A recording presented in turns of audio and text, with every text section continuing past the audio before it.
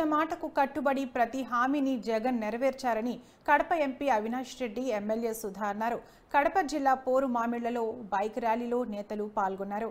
తర్వాత road show నిర్వహించారు. జగన్ ప్రభుత్వం చేసిన నవరత్నాలతో ఇంటింటా వెలుగులు వచ్చాయని అవినాష్ రెడ్డి అన్నారు.